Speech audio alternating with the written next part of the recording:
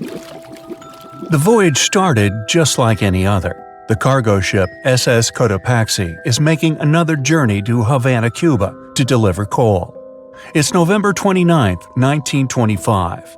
For Captain Meyer and his crew, leaving Charleston Port, South Carolina, it will be the last trip the ship ever makes. Its route ran through the Bermuda Triangle. 2 days into the trip, the Cotopaxi sent out a distress signal.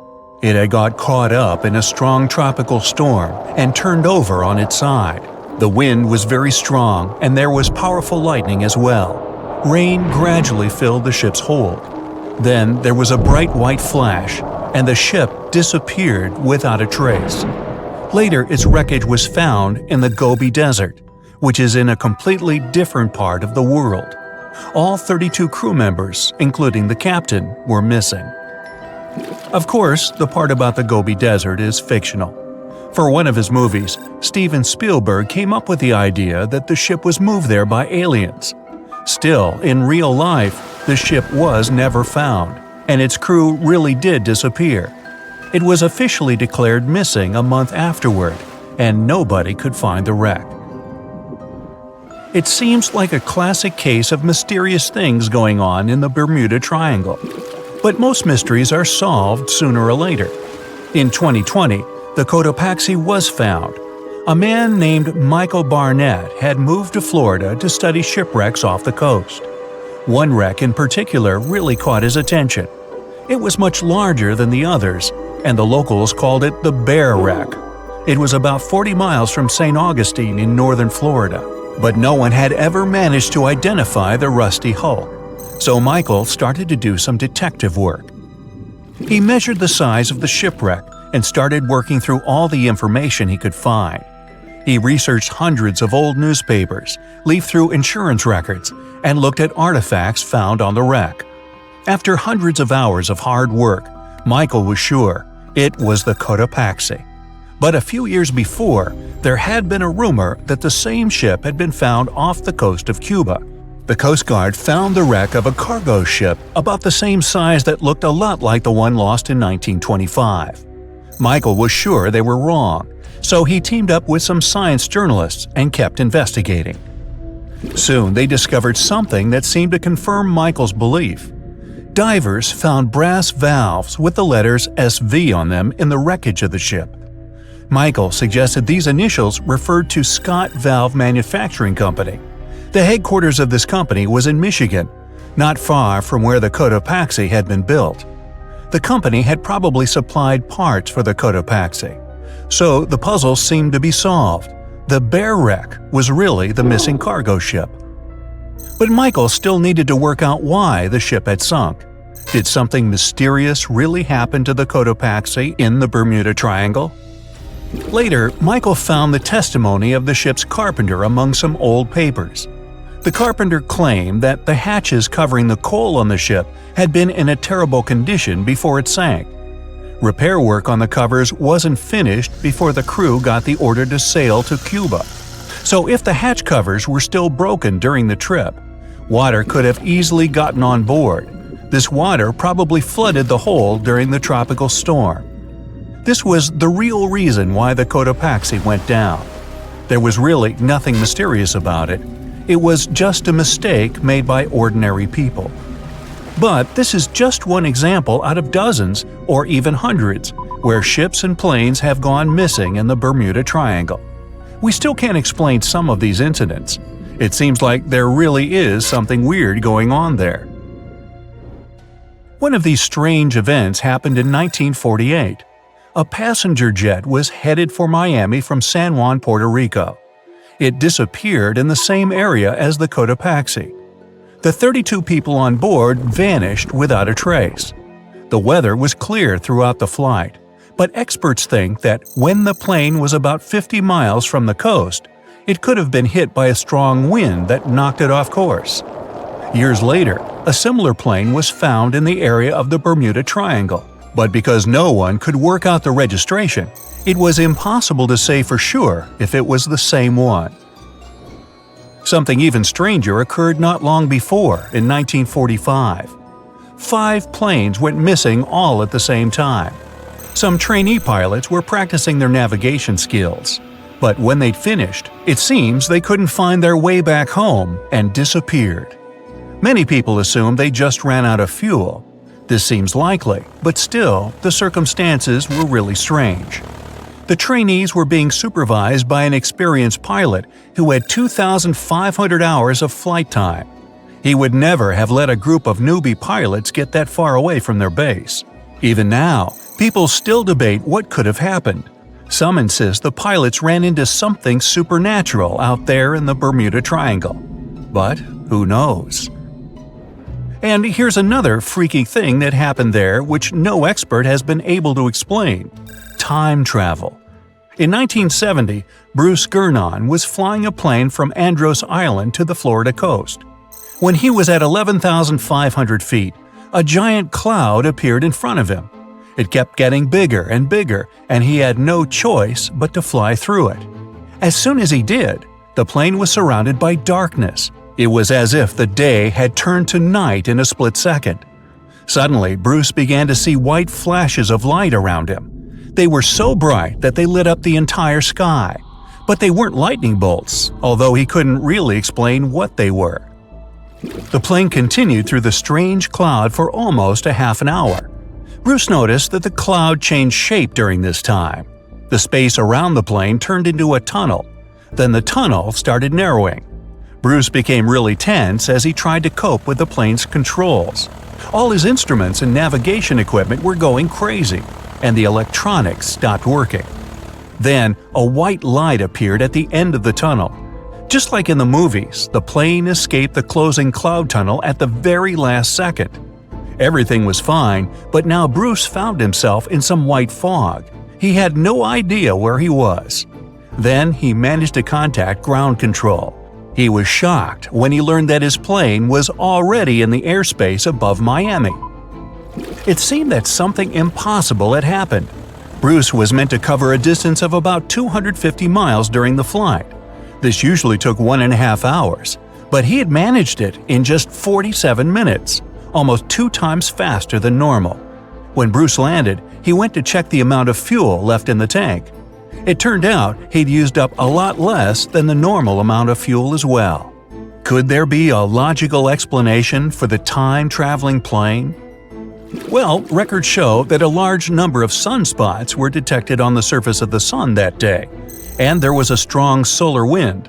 This could easily have made the electronics and devices on the plane go crazy. But what about the mysterious cloud? The Florida coast is a place where 2 large air currents meet. One has a high pressure and the other is a low pressure one. This causes a lot of storm clouds in the area. But people still debate how Bruce was able to cover the distance so quickly. Some people say that some kind of mysterious dark energy was involved. Others say it was a gravitational anomaly that curves space and time. Others think that Bruce is just a fraud. We still don't know the truth. So, is there really something supernatural about the Bermuda Triangle? Or is it all just coincidences and made-up stories? The truth is that no more planes and ships disappear in the Bermuda Triangle than anywhere else in the world. The moon shines brightly and illuminates the black water of the ocean. Thick fog descends on it in ominous silence. Then, it's suddenly broken by the creaking of wooden boards, followed by a rippling of the waves. Through the fog, you see the outline of an old large ship. Its hull is rusty, and a strange cold is coming from it. But the most unsettling thing is that there's no one on the deck. The ship sails without a crew. No, this isn't a mythical Flying Dutchman, but a very real ghost ship. September 2nd, 2019. The British Royal Navy's ice patrol ship, called the HMS Protector, sails through the calm waters of the Atlantic Ocean. The time is 11 p.m. Some of the ship's crew are on deck, while others are sleeping in their cabins. The captain steers the ship and looks straight at the horizon. The sky is lit up by an orange twilight, and clouds float in the distance. Suddenly, against this beautiful landscape, one of the sailors notices the black silhouette of an unknown ship. The captain slows down and steers the ship a little closer to the mysterious vessel. This is an old cargo ship, 250 feet long. Attempts to contact the crew members lead to nothing. It seems the unknown boat is floating in the ocean by itself. There's no one on board, at least no one alive. The deck of the ship creaks from rocking on the waves. The sun sinks below the horizon and it gets dark. The ship looks terrifying. British sailors don't dare to climb on that strange deck. They take a photo, post it on the internet, and sail away.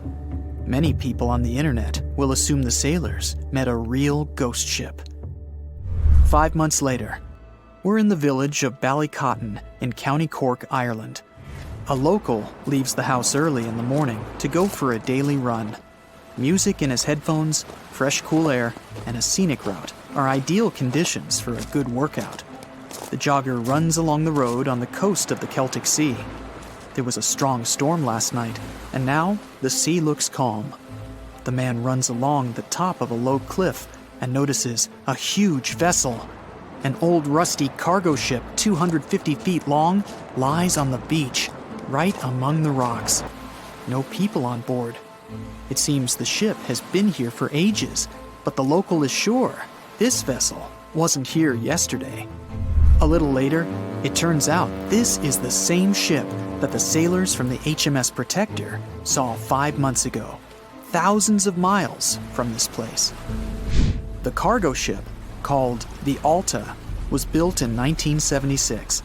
Nobody knows who used it all this time and for what purposes. It's only known that in 2017, the ship was purchased by a new owner and marked with the flag of Tanzania. It's important to say that almost all cargo ships are equipped with AIS, Automatic Identification System, which is needed to track ship movements in the ocean. Since 2015, something strange started happening with the Alta's AIS. The ship disappeared from the satellites, then reappeared again. Over the past few years, this ship had changed several names and flags. It's not surprising that its AIS shut off and turned on numerous times. It's said that some of those who disable AIS on their ships do so to hide outlaw activities. The ship's captain, whoever it was, clearly didn't want to show the Alta's movements. As AIS showed in 2017, the ship had sailed near Greek port cities. The Alta made 12 stops in 3 such cities in different parts of Greece. Then, the AIS signal disappeared, and 10 months later, the Alta reappeared near the northern coast of Africa, 1,200 miles from Greece. In September of 2018, the ship was sailing about 1,400 miles southeast of Bermuda, and at that time, the crew members started having problems. There were 10 people on board the Alta. On September 19th, the ship's engine failed right in the middle of the Atlantic Ocean. The nearest shore was very far away. The ship began to drift. As days passed, the crew couldn't fix the vessel. Food supplies were running low. The crew started to panic and tried to contact someone. The situation got worse as a strong hurricane was approaching the place where the ship broke down. Crew members contacted the U.S. Coast Guard. On October 2nd, a helicopter headed towards the ship. Food and water were unloaded on the Alta. This was enough for the crew to bide their time for several days. About a week later, a rescue boat sailed about 1,500 miles to reach the Alta and help the stranded sailors. Shortly before the start of the hurricane, American rescuers succeeded. The entire crew of the wrecked ship was taken to Puerto Rico. The Alta remained drifting in the ocean. After a while, another ship arrived to tow it to the coast of Guyana. Then, something went wrong again. The ship was hijacked. Who did it and why remains a mystery to this day. But then, for some unknown reason, the thieves decided to abandon the ship and left it to drift in the ocean. For almost a year, the ship's location couldn't be tracked. Then, in September 2019, the vessel was found by the British Royal Navy. How the Alta was able to cover the distance across the Atlantic and wash up on the coast of Ireland is unknown. an investigation has been launched in Ireland. It's necessary to identify the owner of the vessel and find a responsible person to take on the task of towing it. But no one has since been found. Once, an unknown person called the Irish authorities and introduced themselves as the owner of the ship, but didn't provide any evidence. Several barrels of oil were found on board the Alta. To dismantle the ship, the Irish authorities will need to spend about 10 million euros. Local residents are annoyed by the wreck too. Corroding metal is bad for the environment, and kids have already snuck on board and posted a video on the internet from inside the abandoned ship. The further fate of the Alta remains unresolved. It's still lying there. That ship sailed in the ocean for just 2 years. Now imagine if some other managed to drift for 38. In all that time, no one could catch this ship, and people still seek it. That vessel is called the SS Baychimo. It was a merchant ship owned by a Canadian trading company. In 1931, the ship got stuck in ice off the coast of Alaska. A strong snowstorm began. The team waited a week for it to end, but the storm only intensified. One day, the weather improved a bit, and part of the team was evacuated to the nearest city. Another part of the crew, with the captain, set up camp near the ship. The storm started again and didn't stop for a long time. The blizzard was so heavy that the ship's captain couldn't see beyond his arm's reach. Finally, when the storm was over, the captain saw that the ship simply vanished. He decided the Baychimo sank during the storm. A week later, the ship was found, drifting near the place where it was lost. The hull of the ship was damaged so badly that it was unsafe to sail on it. The captain decided to abandon the ship. However, it didn't sink. For the next 38 years, it was drifting at various points along the Alaskan coast. Several times, people climbed on the ship, including native Alaskan residents and a group of researchers. Attempts to save the vessel from the sea ended in failure. The salvage operations were hampered by drifting ice and bad weather. The last time it was seen was in 1969. The ship was frozen and blocked by the ice. In 2006, the government created a special project to find the Baychimo. However, in all these years, the ship still hasn't been found. Its fate is unknown.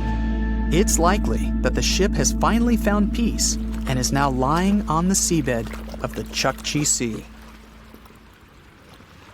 Far out in the open sea on a perfectly calm day, a dot appears on the horizon. It grows in size as it gets closer, and soon you can see it's a ship. But when you look at it through the spyglass, chills go down your spine. The vessel is in perfect condition and its cargo is on board, but it's completely devoid of people, drifting listlessly along the current. That was what the captain of the Ellen Austin saw in 1881, and what brought his crew so many sorrows. In December of the previous year, the Ellen Austin, a big 210-foot-long ship, left the port of Liverpool to make its trip to New York. The ship was carrying a load of people hoping to find a better life in the New World. Captain A.J. Griffin took the vessel due southwest for a shorter voyage, and a few weeks into 1881, they found themselves north of the Sargasso Sea, known for its lack of winds and strong circling currents. Ships that got caught in those could lose control and keep on drifting in circles until they were dragged into the center. From there, they'd be incredibly lucky to get back past the currents, but more often than not, they stayed in the desolate desert of the sea forever. Worse still, the area belonged to the notorious Bermuda Triangle, which was already known to take down ships and make them disappear without a trace. The ship's crew were nervous, afraid of being in such a dangerous area so close to a sea that could bring them to a standstill. And ominously, some of the Sargasso Sea's calm must have escaped it, because the Ellen Austin lost its speed one day and fell adrift without the winds. It was fine, though. They had ample provisions and were still on schedule.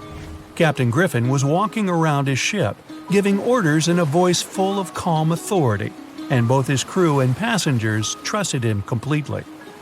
But then, the lookout shouted from above that a ship was in sight. And indeed, when the captain looked in the direction the man was pointing, he saw a small schooner moving slowly into view and towards the Ellen Austin. As it came closer, it became apparent that the way the strange vessel moved wasn't right. The captain frowned and examined it through his spyglass. The schooner was untouched, but eerily silent. There wasn't a single soul on board.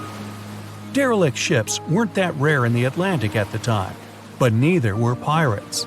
Captain Griffin decided to wait and watch. After 2 days, the schooner was as quiet as always, and Captain finally thought it was fine to move in. He took a small team of sailors and boarded the stranded ship. There was nobody there indeed, but luck seemed to be on Griffin's side. The precious cargo of mahogany wood was still in the holds. The captain returned to the Ellen Austin and ordered his select men to take the smaller ship along to New York. The crew's spirits arose with the prospect of riches awaiting them upon arrival.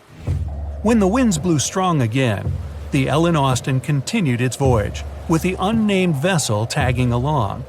But after a couple of days, the ships were caught in a powerful storm and got separated. The wind, rain, and waves beat them for several days in a row.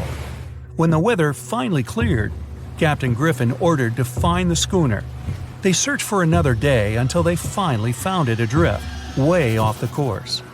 Griffin hailed his men on board the smaller ship, but no one answered. A party of sailors went to investigate and returned with their faces white with fear. The whole prize crew went missing in the storm. The captain wasn't one to lose such a valuable find, though, and ordered another team to take control of the schooner. Reluctantly, the sailors obeyed, and the two ships continued their voyage. They agreed to stay as close as possible to one another and ring their bells at set intervals at night to let each other know they were fine. Several nights went all right, with bells ringing reassuringly every hour. But one day, a thick blanket of fog fell on the sea and almost completely blocked their vision. The ships went on regardless and started sounding their bells earlier. When night came, the fog was still there, but the bells were the sound of life. Until they stopped. Captain Griffin rang the bell once, then twice. No answer. The crew lit the fires and looked out into the sea intently, but the fog hadn't lifted, and they couldn't see a thing in the swirling abyss beyond the ship's board. Nobody could sleep that night, and they waited in silence until the break of dawn. The first rays of sun made the fog slowly disperse, and the whole crew went to the edge of the deck with heavy hearts. There was still hope in them, until the last strands of the mist went away, revealing a vast, calm, and most importantly, empty ocean. The nameless schooner was gone, and so was the second team of the Ellen Austin sailors. The ship sailed the rest of the way to New York in grave silence. Once it arrived at the port, the passengers were only too happy to leave the vessel, and no one so much as turned their head as a goodbye. That was the ship's last voyage as the Ellen Austin. That same year, it was sold to a German shipping company and renamed Meta. No one ever found the derelict schooner or the sailors that went missing with it. And that would probably be the end of this mysterious and unresolved story, if it held at least a little bit of the truth. In reality, none of the enigmatic things in the narrative actually happened. The Ellen Austin did indeed leave Liverpool and headed southwest to New York, and its captain was really A.J. Griffin, taking people to the American continent. But from here, the story falls apart. First of all, the ship went way too far to the north to pass the Sargasso Sea so closely. There was simply no reason to make a detour so broad. Even though the westerly winds were strong, it was still faster to take them head-on than to go in a southerly direction. So the Ellen Austin was probably nowhere near the Sargasso Sea and the Bermuda Triangle. Secondly, the triangle itself has been proven time and again to be nothing but a work of fiction. In fact, it gained popularity in the middle of the 20th century, while nobody even thought of drawing a triangle in the Bermuda area before that. The mystery was popularized by science fiction writers and became a common myth, while no serious research proved it any more dangerous than other parts of the world's ocean. So the crew of the Ellen Austin weren't even aware of the Bermuda Triangle back then, let alone afraid of it. Thirdly, the whole story was told and retold by magazines and mystery-loving personalities with ever-changing details. It first appeared in a newspaper in 1906 and already had the date wrong. The article said the voyage took place in 1891 instead of 1881. Later, the story resurfaced in 1935 on the radio with the wrong name of the captain. It was Baker, not Griffin. The date was also off, saying the trip was taken in August 1881, when the Ellen Austin was already renamed Meta. The legend grew upon with other strange details, such as the ship's route from London to Newfoundland, which was never the case. But the final debunking came from the archives of Lloyd's of London, the marine insurance market that keeps all logs of trade and emigration ship routes. The documents there say that on February 1881, the Ellen Austin completed its cross-Atlantic voyage to New York without incident. Captain A.J. Griffin off-boarded the ship with all his crew hale and hearty and declared no loss of hands during the trip. The voyage took over 2 months because the ship had to fight strong westerly winds pushing it back towards Britain. The crew reported no strange encounters on the way, and the whole thing was as boring as could be. And even the passengers must have been smiling when they stepped on the American soil at last, unaware of the phony baloney story they were about to be a part of. It's 2018. You get up early in the morning to go ashore and catch some fish. You come to the spot you were yesterday, throw the hook into the sea, and wait. The float is twitching. You've caught some fish, but hey, hello? Why aren't you doing anything? Right now, you don't care about the fish. You're looking at something in the distance. You open your mouth in surprise since you see a huge ship stuck on a shoal. It wasn't here yesterday, so it got here at night. Okay, it'll probably sail away sooner or later. You fish for a few more hours. During this time, you observe the ship and notice no movement there. Is it empty? Boats and the Coastal Service are sailing from the shore to the vessel. You decide to check it out too. You get in your old boat and go there. The mist descends to the water, making the ship look creepy. The colossal vessel is rusty and empty. But where is the whole crew? And how did it get there? The Coast Guard comes on board. They search the hold, the cabins, and the upper deck. There's someone's stuff, some remnants of food supplies, notebooks, and clothes.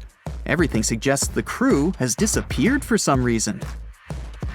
Fishers who noticed the vessel first didn't see anyone coming down from the board.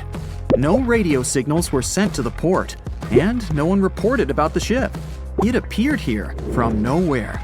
The only chance to get any information is to look at the number and name of the vessel. This is Sam Ratulangi, PB 1600. The Coast Guard checks the information, studies the data of all the country ships, and no way. One company built the boat in 2001 in Indonesia. People used it to transport heavy loads across the seas around Asia. The ship had been properly operating for 8 years. People were delivering industrial goods to different points in the region, but something went wrong. In 2009, Sam Ratulangi was sailing near the coast of Taiwan, and that's it. There were no further records about it. There were no reports in any port. Everyone thought it must have drowned, so no one had been looking for it for years. And then, 9 years later, it appears here, big and rusty, off the coast of Myanmar, without sailors, without fuel. An investigation starts. City services are trying to find out the names of all the sailors working on the ship and find clues that would lead to solving this mystery. They also hope the ship owner will appear soon. They find 2 tow ropes on board. This means that some other ship towed Sam Ratulangi to this place. Then they identify and find 13 crew members. These people say they wanted to reach the factory in Bangladesh to repair Sam Ratulangi. Another vessel helped tow the ship, but then 2 cables tore off, and a storm began. No one wanted to stay on board during such weather, so the crew members left it. No one knows what the ship has been doing for the last 9 years and how it was possible without people on board. And here's another, much more mysterious ship story. On February 16, 2020, locals found a large cargo ship stuck on a rocky shore off the coast of an Irish village. The boat looked rusty, with holes in the hull and rotten parts. People hadn't seen this vessel the day before, so it appeared there at night. The last time people saw the Alta cargo ship was a few months earlier, thousands of miles off the coast of Ireland. That day, the Alta was sailing in the waters of the Atlantic Ocean. Another ship, the MS Protector, noticed it. MS Protector crew members tried to contact the ship, but received no response. The people on board realized that they were facing an empty vessel. And then, 5 months later, it appeared near the coast of Ireland. There are more questions than answers in this story, but we managed to find something out. In 2015, the Alta appeared and disappeared from the radar several times. Any ship has an internal tracking system, so people can track its route using satellites. But Alta crew members often disabled this system. Perhaps they were engaged in some illegal activity. Anyway, in 2017, the ship often sailed between the ports of Greek islands. Then, the tracking signal disappeared and appeared only 10 months later, off the coast of North Africa. During this time, the ship changed several flags. In September 2018, the Alta was southeast of Bermuda and headed for Haiti. Then, the crew started facing problems. First, the main engine failed right in the middle of the Atlantic Ocean. The ship began to drift. Several days passed, but the crew members weren't able to repair it. They began to run out of food and water supplies. The situation got even worse when they found out that a hurricane was approaching the place. Fortunately, they managed to contact the U.S. Coast Guard. A helicopter flew to the Alta on October 2nd to bring them some supplies. There was enough food for several days. Then, a rescue boat sailed to the ship. It evacuated all the sailors and delivered them to Puerto Rico before the hurricane. The Alta had to drift alone in the ocean. After a while, another ship approached the Alta to tow it to the shores of Guyana. But at this moment, everything went wrong. Someone stole the boat, disabled the tracking system, and sailed away in an unknown direction. After almost a year, the MS Protector found the empty Alta in the waters of the Atlantic Ocean. And then, 9 months later, the ship without a crew sailed to the shores of Ireland. How did it manage to travel across the Atlantic and get to the coast of Ireland? It's still a mystery. Maybe it was just luck. No one else saw the ship all this time. It was just covering huge distances, surviving storms. Who's the captain? What happened to the thieves? Who owns the ship now? One day, someone called the village administration and introduced themselves as the vessel owner. But that unknown person didn't provide any evidence. They found several barrels of oil on the ship, which they took away by helicopter. The Alta was rusting. Corrosion of metal could damage the environment. The vessel had no commercial value, yet it would have taken millions to get rid of it. There were 3 options for what to do: leave the ship where it was, tow it into the sea and let it sink, or disassemble it for scrap. But nature had its own plans. Storms and strong waves split the hull into 2 parts. The Alta was drifting without a crew in the waters of the Atlantic Ocean for about 2 years. But this is nothing compared to a ship that was traveling for 38 years. The record belongs to the SS Baychimo. It was a merchant vessel owned by some trading company. In 1931, the ship found itself on the ice off the coast of Alaska. Its movement slowed down. A thick layer of ice blocked the ship, and a strong storm only made the situation worse. The blizzard was so intense that the crew members couldn't see anything but a white veil in front of their eyes. Sailing any further was impossible. The team had to wait for the storm to end. They waited for a day, 2, 3 days. A week had passed, but the snowstorm was only getting stronger. Then, one day, it grew weaker. The crew members split into 2 teams. The first team went to the nearest city. The second group, along with the captain, stayed on board. They set up camp next to the ship and waited for the blizzard, which had started again, to end. There was zero visibility. And finally, one day, the storm was over. Great! And now, wait a minute.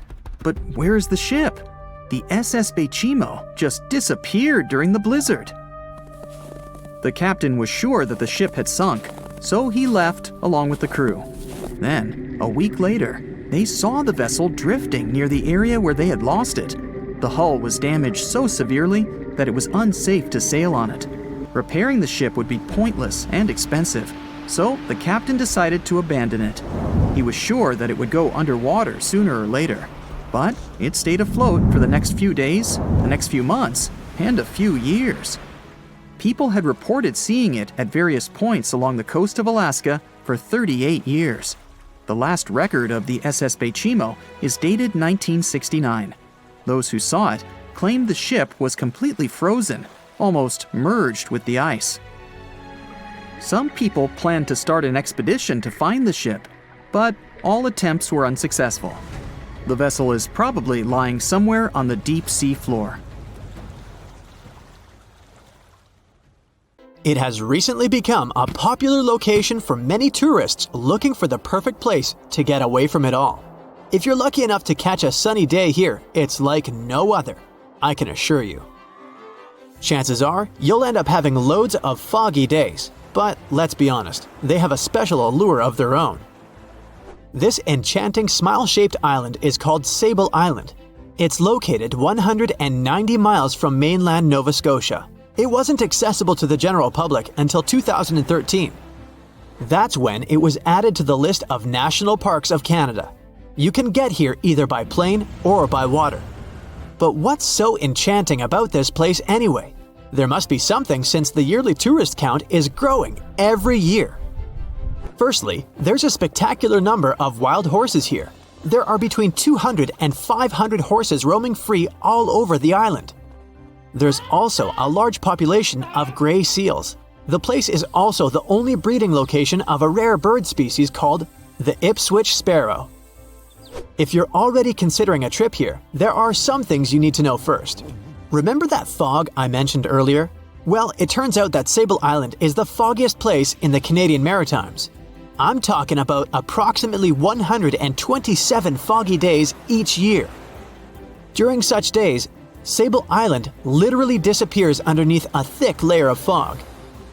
You won't be able to explore the place on your own either. The local regulations state that visitors need to travel within a group, and they also need to keep a 197-foot distance from the wildlife they can encounter here. As charming as this place may be, it holds a dark secret hidden beneath the sandy dunes, and it has nothing to do with beautiful creatures living here or the island's unique vegetation.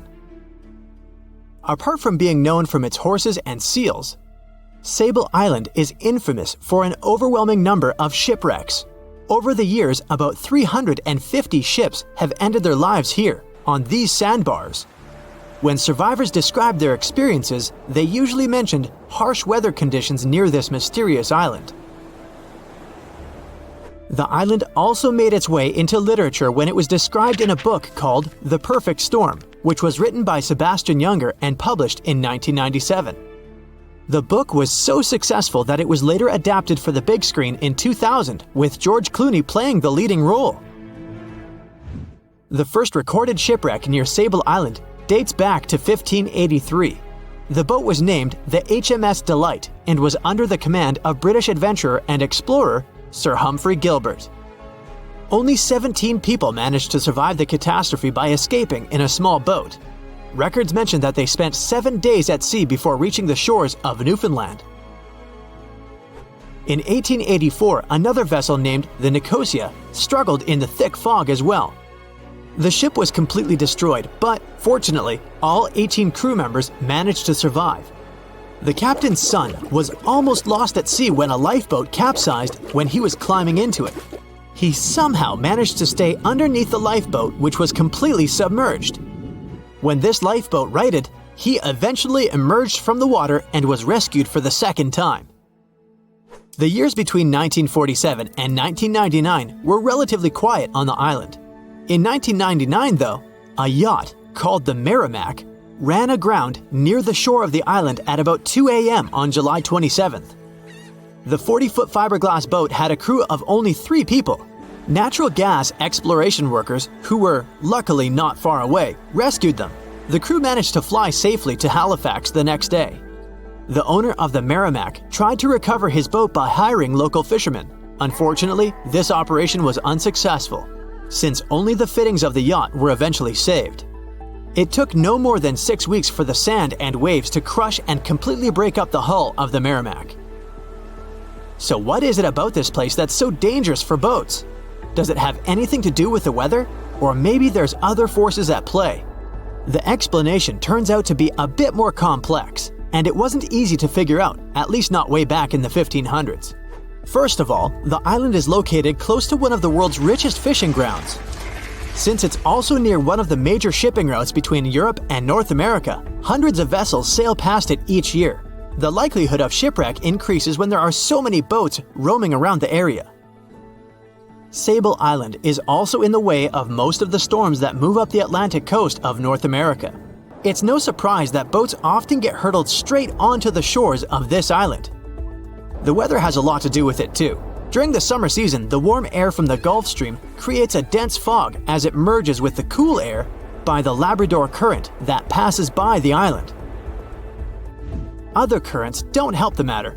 Sable Island is next to the meeting point of 3 major ocean currents: the Gulf Stream, the Labrador Current, and the Belle Isle Current. Since the 1950s, radars and other modern navigation tools have been used on commercial vessels as well.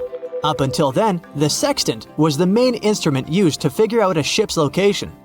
It doesn't mean that sextants weren't accurate, but this instrument couldn't work properly without a clear view of the sun or stars, which means it didn't help much in dense fog, such as the one surrounding Sable Island, or when it was cloudy. Often during bad weather, the captain of a ship navigated, relying on their experiences and intuition based on the ship's speed and direction. That's why most of the survivors in shipwrecks near Sable Island said that the captain had simply miscalculated the ship's position, crashing into Sable Island by accident. This dusty, sandy land is as unfriendly to ships as it is to trees. There's reportedly a single tree on the whole island, and it looks a lot more like a bush. It's actually a pine tree. And since the famous island horses don't see it as much of a food source, it somehow managed to survive. Reports say that the tree was planted back in the 1950s. Local authorities were trying to grow a forest on the island to make it a bit more welcoming. They've planted tens of thousands of trees over the years, more than 69,000 evergreens, 600 fruit trees, and about 55 pounds of pine seeds, along with other plants which could survive the conditions on the island. But they were no match for the extreme weather and sandy soil. Out of all those plants, just one pine tree is still alive. Thanks to its resistance, it has even become a symbol of Sable Island. Interestingly, for around 40 years, the island also had just one inhabitant. Can you imagine that? One person living on a remote island for so many decades? It's the story of a woman called Zoe Lucas. She chose to surround herself with the only residents on the island: the horses, the gray seals, and the many species of birds.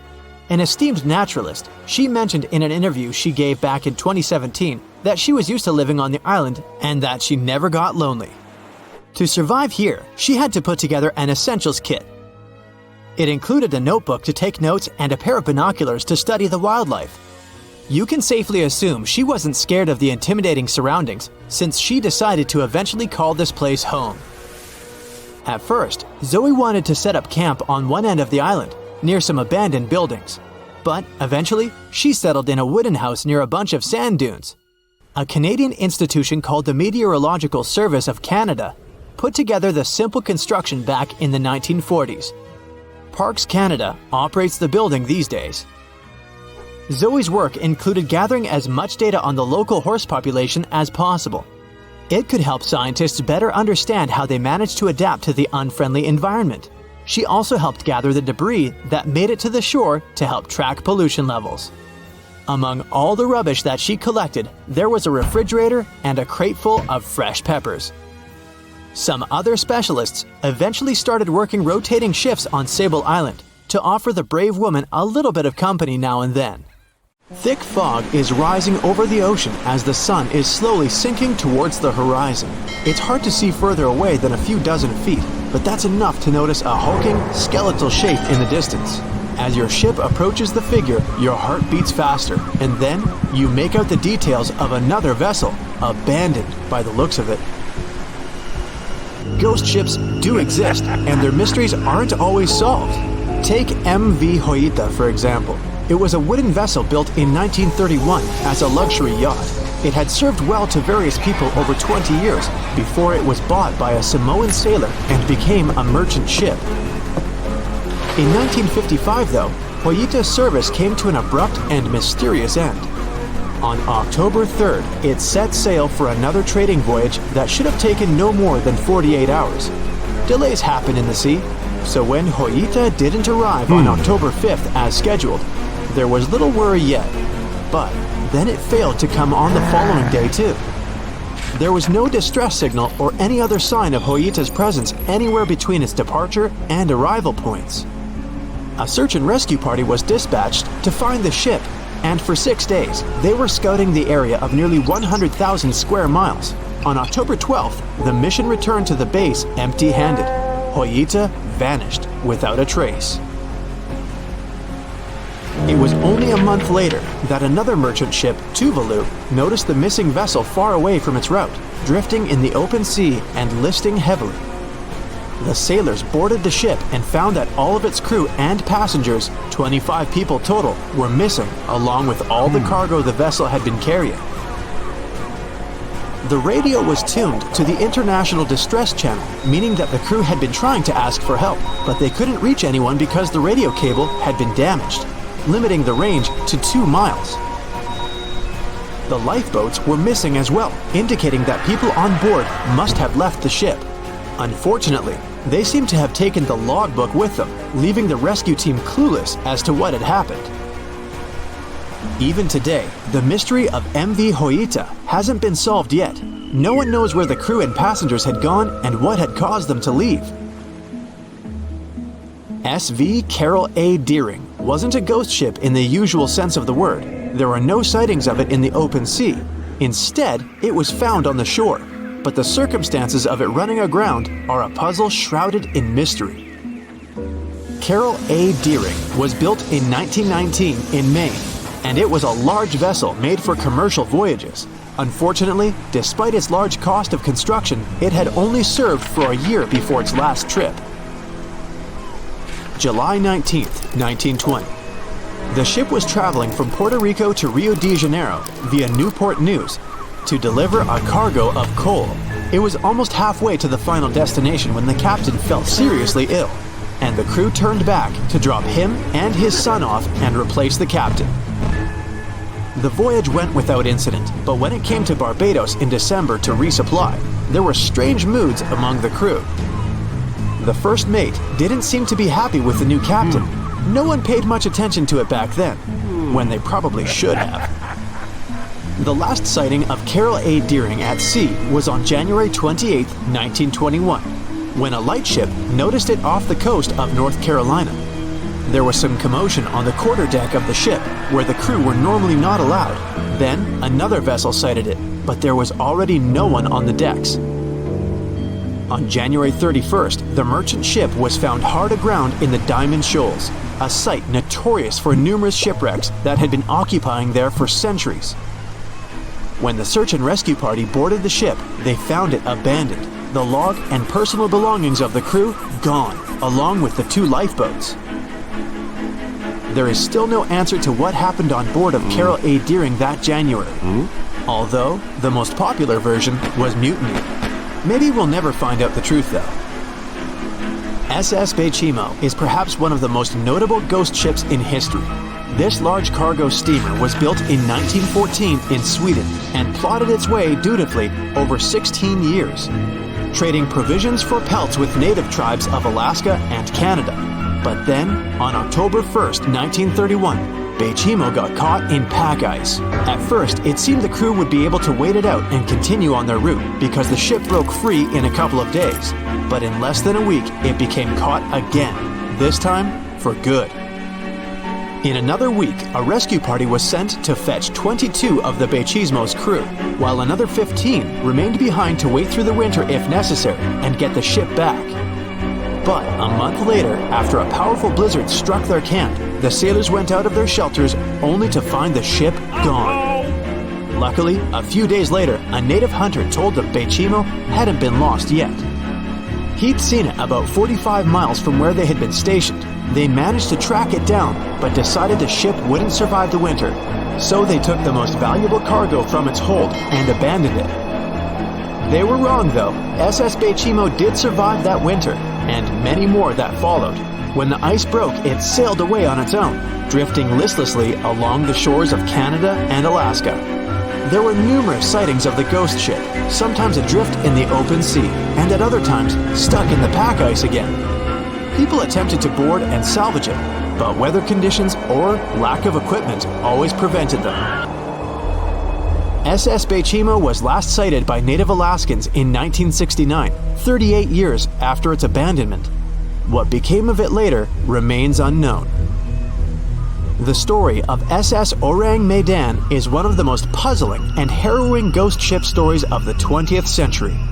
No one even knows for sure if the ship even existed in the first place. It wasn't recorded in Lloyd's Shipping, the International Register of Ships, which makes it either a tall tale or a vessel that avoided being officially recognized for some shady reasons. In any case, the accounts as to what happened to the Medan vary. According to most reports, it was carrying some unknown cargo in the Indonesian waters when a distress call was received by another ship in the vicinity. The officer on duty heard an SOS message, but its contents are different depending on the accounts. The message did not repeat, and the crew of Medan didn't answer to any attempts to contact it back. The ship that received the distress call hurried to the rescue, but they only reached the vessel the following day, when it was already drifting and slightly listing. When the rescuers boarded the ship, they found that none of the crew had survived. However, one lifeboat was missing, which implied that there was at least one crew member who managed to escape. What happened to the rest of the people on board remains a mystery to this day. Still, there are no hard facts about this story, so we might never find out whether SS Orang Medan was actually a ship and not a thing of fiction. SV Sabrina was a 3-mast sailing barge built in 1873 for river trade ships in South America. She served for well over 4 decades, proving to be a sturdy and reliable ship. It was later transferred to Europe, where it continued serving its purpose well. But then, in October 1917, Sabrina set sail on a regular voyage only to be found ashore several days later. Mysteriously, although the ship was perfectly intact, the entire crew of 5 and the captain were gone. There is no direct evidence or hard facts as to what really happened that day. The most convincing theory is that the crew were washed away from the deck because of an underwater explosion. And then the ship sailed ahead without them. But the truth, as always, remains unknown. In 1945, 5 TBF Avenger aircraft took flight for a routine training exercise around the Bermuda Triangle. In the middle of the exercise, the planes were struck by intense rain and heavy winds, despite the clear weather forecast. The pilots became extremely disoriented and radioed the base to report that their navigational equipment had stopped working. The last thing the base heard was, "When the first plane drops below 10 gallons, we'll all go down together," and then static. The 5 planes and their 14 crew members were never seen or heard from again. On his very first voyage to the New World in 1492, Christopher Columbus sailed through the Bermuda Triangle. Columbus reported that one night when he was on the deck of the ship, he noticed a giant light appear in the distance, unlike anything he had ever seen before. Columbus looked at his compass for direction, and it gave off erratic readings. You might have noticed that the Bermuda Triangle doesn't appear on any world map. This is because official institutions refuse to acknowledge that the area actually exists. A popular theory suggests that rogue waves are responsible for the many disappearances. Rogue waves are called extreme storm waves by scientists. They occur when different weather patterns take place at the same time and cause large unexpected waves. Witnesses say that the waves look like giant walls of water. These waves could explain why ships go down fast and without leaving any trace. The Bermuda Triangle is home to some pretty intense and unexpected weather. Storms build up quickly and unexpectedly, then disappear soon after. If you blink, you might miss it. This could explain why few distress signals are issued. Pilots and sailors never saw the weather coming. No one knows exactly how many ships and planes have disappeared in the Bermuda Triangle. The rough estimate is 50 ships and 20 planes. Most of the time, the disappearances had no explanation and no wreckage has ever been left behind. Another bizarre theory trying to solve the Bermuda Triangle mystery comes from Charlie Berlitz. He insists that the area is home to the lost city of Atlantis. The missing ships and planes and malfunctioning equipment, according to him, were all caused by rays of energy let out by the special energy crystals that power Atlantis. While this sounds silly, Berlitz's theory was convincing enough that over 20 million people bought his book worldwide. In the year 1800, a large sailing vessel called the USS Pickering departed from the U.S. on its way to the West Indies. The ship sailed into the Bermuda Triangle along with its 90-man crew and was never heard from again.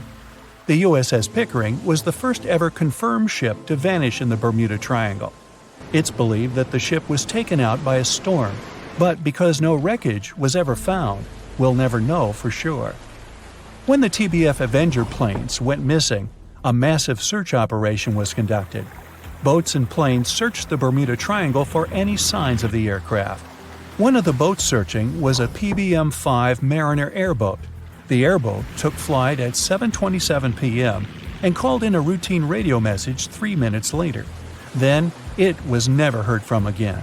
No trace was ever found of the rescue airboat or the 5 Avenger aircraft. An enormous investigation was launched into the disappearance of all these vehicles, but nothing was ever discovered. This particular area of the ocean is one of the most heavily traveled shipping routes in the world. Some skeptics believe that this fact solves the mystery. Statistically, the busier the area, the higher the frequency of accidents and disappearances.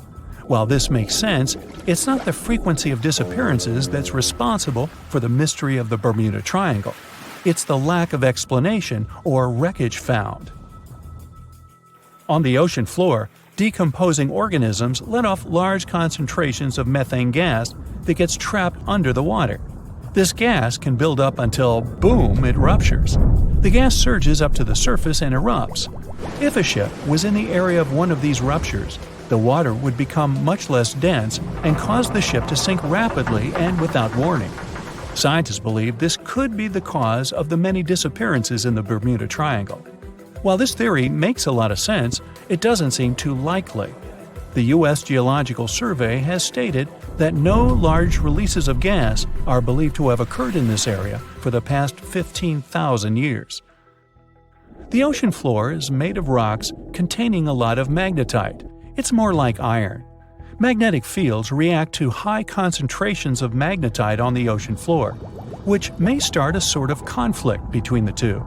It can often lead to various weather anomalies and, as a result, navigation issues. And, naturally, any changes in the ocean floor or the Earth's magnetic fields influence the Bermuda Triangle a lot. Since the magnetic field is constantly moving, it might be also taking the Bermuda Triangle with it. Now that people know where the triangle is, it's easy to avoid it. It supposedly moves eastward together with the magnetic poles. But scientists still can't answer where exactly it will be in a couple of years. Some people blame all the disasters on the extraterrestrial paranormal activity. Others suppose it's all about raging natural phenomena. There's another triangle in Lake Michigan.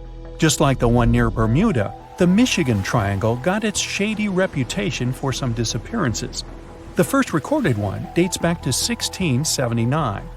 A large vessel, one of the largest of that time, set out on an expedition, yet once it got in the sinister triangle, it never came back. Much later, an aircraft disappeared in this triangle. The skies are usually very clear there, but back in 1883, some people witnessed abnormal things in the area. Some claim to have seen large blocks of ice falling from the skies, and the crew even managed to save one as hard proof. Meanwhile, the Pacific Ocean Mystery Area is another sinister triangle.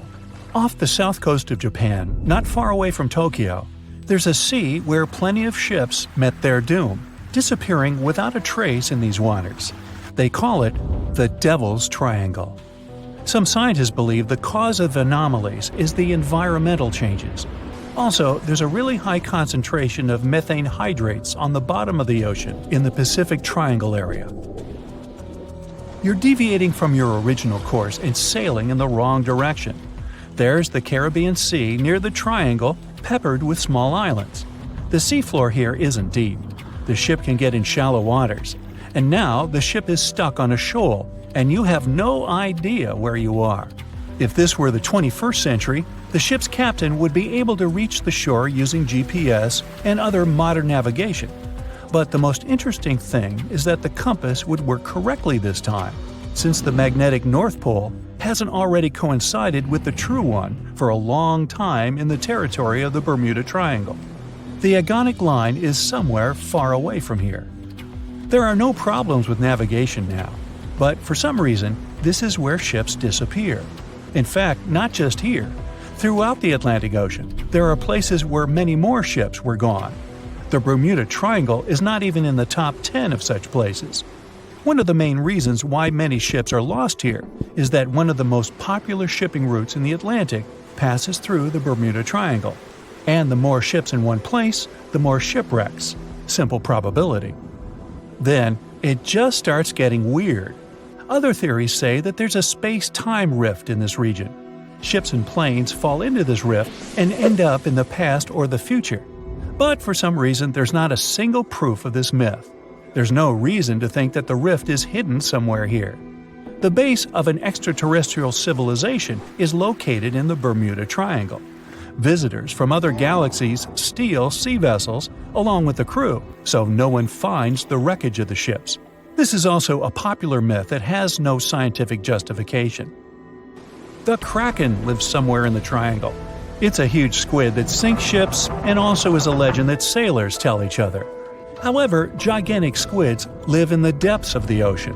They can grow to the size of half a train car, but no cases have ever been recorded where they sunk a large vessel. And in the area of the Bermuda Triangle, they have never ever been seen. People in the past didn't know about the existence of these creatures, so when they saw them for the first time, they described them as huge, terrible monsters. Giant squids are some of the most elusive creatures on Earth, and scientists had to use sonar equipment to find them. They don't like to leave the dark depths and are likely to be afraid of the sound of any ship. So, that should squash the squid as a suspect.